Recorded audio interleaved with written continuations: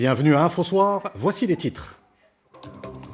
539 cas de coronavirus enregistrés au cours des dernières 24 heures. Le ministère de la Santé précise que la majorité de ces nouveaux cas ont été recensés dans la région Rabah Saleh Kenitra, dans un foyer professionnel. Le Maroc solidaire du continent africain face au Covid-19, des aides médicales marocaines sont arrivées en Zambie, au royaume d'Eswatini en Afrique australe ainsi qu'en Angola. Au total, 15 pays africains bénéficient de cette initiative. Le tourisme est à l'arrêt depuis 3 mois et pour relancer l'activité touristique, les professionnels du secteur se sont réunis à Rabat avec le chef du gouvernement Saad Eddine Othmani et la ministre du Tourisme Nadia Ftah Alaoui. Accident mortel dans la ville de Al-Hajb. Suite à une perte de contrôle du véhicule, un camion de transport de marchandises a percuté plusieurs voitures. Bilan 7 morts et 6 blessés. Madame, Monsieur, bonsoir. Avant de développer ces titres, ce communiqué du cabinet royal, Sa Majesté le roi Mohammed VI a eu un échange téléphonique avec son Altesse Cheikh Mohammed Ben Zayed Al Nahyan, prince héritier d'Abu Dhabi et commandant suprême adjoint des forces armées de l'État des Émirats arabes unis.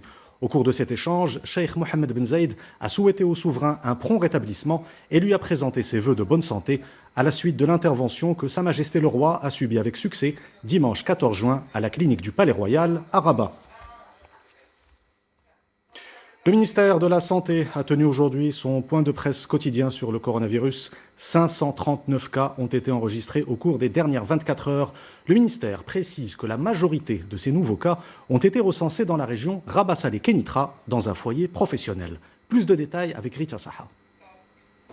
Des chiffres en hausse. En 24 heures, le nombre de cas de Covid-19 a sensiblement augmenté dans le pays.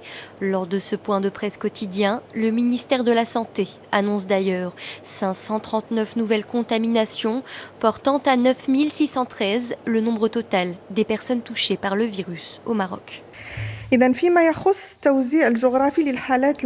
Concernant la répartition géographique des nouveaux cas, 13 ont été enregistrés dans la région de Casablanca-Stad, 29 à Marrakech-Safi, 13 à Fès-Meknès, 27 à Tanger-Tétouan el-Hoceima et 457 cas ont été détectés à Rabah Saleh Kenitra, tous dans un foyer industriel et sans aucun symptôme. Ces dernières 24 heures, le royaume n'a déploré aucun nouveau décès lié au virus. Le nombre de victimes mortelles du Covid-19 reste inchangé et stagne à 213, avec un taux de létalité en baisse. Il s'établit à 2,2%. Hindezine a également annoncé 76 guérisons supplémentaires dans le pays. Le nombre total des rémissions s'établit à 8117, soit un taux de guérison de 84,5%. Aujourd'hui, le royaume compte 1283 cas actifs. Parmi ces personnes atteintes du Covid-19, 10 sont dans un état grave ou critique, dont 4 patients hospitalisés dans la région de Casablanca-Stad, 5 à Tanger-Tétouan el-Hoceima et 1 à Marrakech-Safi. Direction à présent la Zambie, où l'aide médicale marocaine contre le Covid-19 a été réceptionnée à l'aéroport international de Lusaka. Une aide similaire, comprenant des équipements et des produits de protection ainsi que des médicaments, est également arrivée à Mbabane, capitale du royaume d'Eswatini, en Afrique australe. Ces actions s'inscrivent dans le cadre d'une initiative solidaire du Maroc envers 15 pays africains pour les accompagner dans leur lutte contre le coronavirus. Salima Benabou. L'avion cargo, chargé de matériel médical et de médicaments, est arrivé hier soir en fin d'après-midi à Lusaka. Cette initiative royale est destinée à aider ce pays d'Afrique australe à lutter contre la pandémie qui a fait 11 victimes depuis son apparition le 18 mars dernier. Nous sommes très heureux de recevoir cette aide allouée à notre pays, d'autant plus qu'elle est fabriquée au Maroc. Sa Majesté le roi Mohammed VI a toujours appelé à la solidarité entre les pays africains dans ces moments de crise. Nous sommes reconnaissants et heureux d'avoir reçu ces médicaments et ce matériel médical envoyé par Sa Majesté le roi Mohammed VI. Cette attention permettra de développer les relations entre les deux pays. Il aura fallu 10 heures de vol pour que l'aide acheminée par le Maroc arrive également au royaume d'Eswatini. Ce pays d'un peu plus d'1 million d'habitants a été touché par la pandémie le 14 mars. Il enregistre depuis plus de 500 contaminations et 4 décès. Cette aide arrive au moment où nous en avons le plus besoin. Au nom du peuple du royaume d'Eswatini, j'exprime ma gratitude. D'autant plus que l'hiver débute dans notre pays. Nous craignons une propagation du virus et la multiplication du nombre de personnes atteintes du Covid-19. Masques, visières, médicaments, toutes les aides sont fabriquées au Maroc et sont conformes aux normes de l'Organisation mondiale de la santé. D'après l'instance sanitaire, 100 millions de masques sont nécessaires pour permettre aux pays démunis de faire face à la pandémie. C'est pour répondre à cette urgence que cette aide marocaine est aujourd'hui mise en œuvre. Une aide médicale marocaine est également arrivée en Angola. L'aide a été réceptionnée à l'aéroport international de Luanda, un don composé d'équipements de protection et de médicaments pour aider le pays à faire face au coronavirus. Cette aide médicale est également saluée par le corps diplomatique africain accrédité au Maroc, une initiative qui reflète les liens séculaires entre le royaume et les pays du continent et qui souligne l'importance d'une action interafricaine en ces temps de crise. Reportage Abdelhamid Mourabit, le récit de Amina Ben Khark. Les cargaisons d'aide médicale marocaine tombent à pic pour ces pays africains. Le continent a désormais dépassé les 276 000 cas de contamination. Pour freiner la propagation du virus, masques, visières et gel hydroalcoolique sont nécessaires. Voilà pourquoi le Royaume a envoyé des lots entiers de produits à 15 États de toutes les régions du continent. Des États parmi lesquels le Tchad. Pour le pays d'Afrique centrale, ce geste reflète la nature des relations entre Rabat et N'Djamena. Là, évidemment, a traduit la solidité de relations entre les deux hautes directions des deux pays. L'amitié qui existe entre son Excellence, Monsieur le Président Idriss Déby Itno, et Sa Majesté Mohamed VI, que Dieu l'assiste. C'est un acte qui est maintenant réalisé dans le fait, concrétisé matériellement. Ce n'est pas des promesses vaines, ce n'est pas des promesses virtuelles, mais c'est des actions qui sont concrétisées. Et cela va inéluctablement dans le cadre, effectivement, de cette coopération sud-sud. Même son de cloche du côté de la représentation diplomatique à Rabat de la Guinée, pour qui ce geste est à l'image des relations séculaires entre Rabat et Conakry. Cette action s'inscrit dans la continuité du raffermissement des relations traditionnelles guinéo-marocaines couvrant plusieurs secteurs économiques. Je voudrais en cela d'ailleurs et surtout exprimer toute la reconnaissance de mon pays et la mienne, évidemment, à Sa Majesté, le roi Mohamed VI, que Dieu l'assiste, pour cet appui précieux aux efforts inlassables du gouvernement guinéen dans la lutte contre la Covid-19. Ces aides médicales sont notamment composées de 8 millions de masques, 900 000 visières ou encore 30 000 litres de gel hydroalcoolique. L'ensemble de ces produits sont fabriqués au Maroc par des entreprises marocaines et sont conformes aux normes de l'Organisation mondiale de la santé. L'opération de rapatriement des Marocains bloqués à l'étranger se poursuit avec l'arrivée à l'aéroport de Tanger de 103 personnes à bord d'un avion de la Royal Air Maroc en provenance d'Istanbul. C'est le deuxième rapatriement de Marocains bloqués en Turquie après l'arrivée d'un premier groupe de 313 personnes mercredi soir à bord de 3 avions. Ces opérations de rapatriement se poursuivront dans les prochains jours. C'est un secteur sinistré en raison du Covid-19. Le tourisme est à l'arrêt depuis 3 mois. Les professionnels du secteur se sont réunis aujourd'hui à Rabat avec le chef du gouvernement Saad Eddine Othmani et la ministre du Tourisme Nadia Ftah Alaoui. Ils ont débattu des moyens de relancer l'activité touristique. Reportage Mehdi Foudi et Mustafa Sadouni. C'est au tour des membres de la Confédération nationale du tourisme de se réunir avec le chef de gouvernement et la ministre du Tourisme et du Transport aérien. L'ordre du jour porte sur le plan de relance de ce secteur élaboré par le ministère de tutelle, un secteur fortement impacté par la crise Covid-19. La santé de la population passe avant tout profit, mais il faut penser également à relancer progressivement l'économie à travers la reprise de plusieurs secteurs, notamment le tourisme. Nous discutons avec toutes les parties concernées pour élaborer un plan de reprise, une reprise qui sera sans doute bénéfique pour l'économie du pays.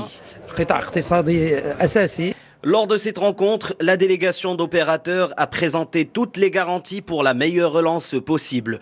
Tous les établissements touristiques seraient prêts à accueillir les touristes marocains dans un premier temps, mais aussi les étrangers après la réouverture des frontières. Nous adoptons une approche participative. Grâce à cette réunion, nous allons débattre de l'avenir de ce secteur et étudier les propositions de l'ensemble des intervenants. Nous espérons trouver des solutions adéquates pour mieux relancer ce secteur. Avec des recettes de l'ordre de 125 milliards de dirhams, le secteur du tourisme représente à lui seul 10% du PIB. Dans l'attente d'une reprise imminente, tous les intervenants appellent à unir les efforts et agir au plus vite pour sauver tout un écosystème, mais surtout préserver près de 2 millions d'emplois directs et indirects. Et pour soutenir la reprise de l'activité économique, Banque El Maghreb a décidé de baisser le taux directeur à 1,5%. Quel sera l'impact de ces décisions sur le processus de relance de l'économie nationale? Les réactions des experts et des opérateurs économiques dans ce reportage à Casablanca de Oussama El-Bqali et Aziz Majid. Annoncé il y a quelques jours par le wali de la Banque centrale, la baisse du taux directeur à 1,5% après une première baisse de 25 points en mars dernier promet un vent d'air frais à une économie asphyxiée par la conjoncture actuelle. Entreprises, administrations et individus sont visés par cette mesure monétaire dont les effets escomptés devraient se ressentir à court terme, selon cet économiste. Il est clair que la priorité des priorités, c'est une reprise des structures économiques, une reprise qui est normale, avant de penser vraiment à des mesures qui sont à moyen et long terme. Donc la mesure à court terme, qui est le levier monétaire, est une première mesure dans une série de mesures qui va permettre de créer les conditions nécessaires pour avoir de la visibilité, parce qu'aujourd'hui les pouvoirs publics, ils ont besoin de la visibilité sur cette relance pour pouvoir cibler les secteurs et cibler les volets d'intervention sur le plan budgétaire. Bien que l'activité immobilière soit l'une de celles qui ne se sont pas arrêtées durant ces temps de coronavirus, elle en reste pas moins l'une des plus ralenties. Mais si certains opérateurs du secteur tablent entre autres sur la baisse du coût de financement, d'autres se demandent si les banques commerciales suivront le ton donné par Banque El Maghreb depuis le début de cette crise. Les professionnels de l'immobilier pensent que parmi le plan de relance du secteur, le coût du crédit est un élément très très important. Maintenant, le taux de crédit immobilier est en baisse au Maroc depuis déjà une dizaine d'années. C'est une baisse régulière. Les acquéreurs, quand ils achètent leur résidence principale, le font en réalité en fonction de la situation du taux tel qu'il est sur le marché. Ce que nous, professionnels, devons faire pour préserver le pouvoir d'achat des acquéreurs, c'est continuer à militer pour cette baisse. Derrière cette décision de Banque El Maghreb, la volonté claire de donner un stimuli assez fort pour relancer une économie bridée par le contexte de récession actuelle et ainsi faciliter l'accès au financement aussi bien à l'État qu'aux entreprises et aux citoyens. Dans un communiqué de presse suivant cette annonce historique, Banque El Maghreb a notamment indiqué qu'elle veillera plus que par le passé à la transmission de cette décision à l'économie réelle. Plus de 441 000 candidats passeront la session normale du baccalauréat. Une session prévue du 3 au 9 juillet prochain. C'est ce qu'a annoncé le ministère de l'Éducation nationale qui précise que les mesures préventives nécessaires seront prises dans le cadre de la situation épidémiologique actuelle marquée par la lutte contre le Covid-19. Toujours dans le domaine de l'éducation, cette signature de convention entre le ministère de l'Éducation nationale et le groupe OCP. L'objectif est de consolider le partenariat entre ces deux institutions dans le domaine de l'enseignement supérieur, de la recherche scientifique et de l'innovation. Il s'agit notamment d'encourager la recherche dans divers domaines, ainsi que le digital dans l'enseignement supérieur. Tout autre chose à présent avec cet accident mortel dans la ville de L'Hajb. Suite à une perte de contrôle du véhicule, un camion de transport de marchandises a percuté plusieurs voitures. Bilan, 7 morts et 6 blessés. Reportage Sarah Jabri et Al-Adil Hamini.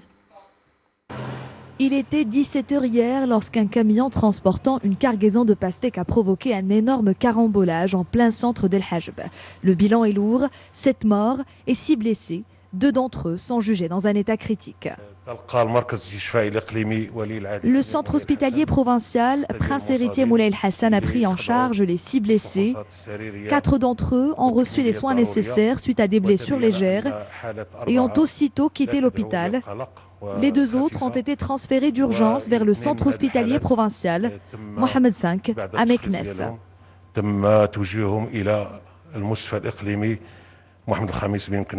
Le conducteur du camion aurait perdu le contrôle de son véhicule suite à une défaillance des freins au niveau d'un rond-point qui, selon la population locale, est souvent le théâtre d'accidents.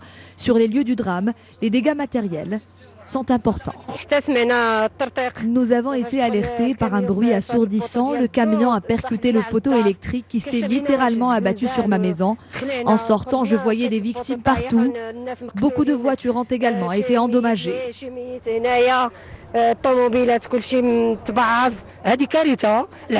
Toute la population de la ville tire la sonnette d'alarme et demande aux autorités de trouver une solution à ce rond-point dans les plus brefs délais.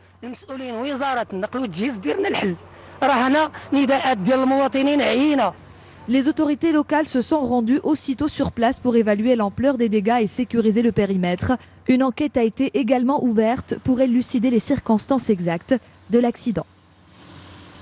5 tonnes de Shira saisies dans la province d'El Jadida, c'est ce qu'annonce la Direction générale de la Sûreté nationale. Les 5 tonnes de Shira ont été retrouvées dans un véhicule utilitaire dans un douar de la province. Et une deuxième opération menée par la DGSN, cette fois-ci dans la région de Fès, a permis de saisir plus de 2 tonnes de Shira. La saisie a eu lieu dans une ferme agricole de la zone de Mhaya. Les détails dans ce reportage de Sarah Jabri et Ala Dilhamini. Sur la base d'informations fournies par les services de la Direction générale de la surveillance du territoire, près de 2,5 tonnes de résine de cannabis dissimulée dans une ferme agricole ont été saisies à une vingtaine de kilomètres de Fès, plus précisément dans la commune de Mhaya. Une cargaison de 2 tonnes, 300 kg de cannabis a été saisie à proximité de la ville. Le service préfectoral de la police judiciaire à Fès a également arrêté le suspect principal qui était à Fès à bord d'un véhicule utilitaire. Le principal suspect avait en sa possession une importante somme d'argent et des téléphones portables saisis à bord du véhicule léger. Une deuxième personne a également été interpellée, suspectée elle aussi d'être impliquée dans cette opération de trafic. Cette saisie s'inscrit dans le cadre des opérations sécuritaires menées par les services de la DGSN dans le but de lutter contre le trafic de drogue, dont celui des psychotropes. Les individus interpellés dans le cadre de cette affaire ont été placés en garde à vue à la disposition de l'enquête préliminaire. Revenons à présent à la lutte contre le Covid-19. Vous le savez, le port du masque de protection est obligatoire. Le non-respect de cette mesure est passible de sanctions. Les médecins rappellent de leur côté que le port du masque est crucial pour la prévention face au Covid-19. Reportage Jihan Doublali et Mouloudi Zindine, le récit de Adil l'UTT. Le coronavirus a apporté son lot de changements dans le quotidien du citoyen lambda. Ce dernier a dû se conformer à des mesures inédites depuis l'instauration de l'état d'urgence sanitaire, à savoir le port du masque de protection. Début avril, le Marocain s'enquérait d'une nouvelle loi relative à ce sujet. Le non-port du masque est passible d'une peine de prison d'allant d'1 à 3 mois et d'une amende d'un montant compris entre 300 et 1300 dirhams ou l'une de ces deux sanctions. La loi ne détaille pas le lieu où le masque doit être porté. Elle s'applique à toute personne autorisée à se déplacer en dehors de son lieu de résidence et les automobilistes ne sont pas en reste. Si l'utilité de cette mesure fait débat chez certains, les médecins sont catégoriques. Certaines personnes minimisent l'importance du port du masque en voiture. C'est faux. On pourrait être avec quelqu'un en voiture ou devoir s'adresser à un représentant de l'ordre par exemple. La loi a été élaborée en se basant sur les conseils du corps médical. Nous recommandons le port du masque. Mieux vaut prévenir que guérir, comme dit le proverbe. Si cette mesure nous évite le pire, autant s'y conformer dans l'espoir d'un prompt retour à la normale. Du sport, pour clore ce journal, je vous propose ce soir un tour d'horizon de l'actualité du football européen avec les championnats d'Italie, d'Espagne et de France. Jamal Oualam. Le Paris Saint-Germain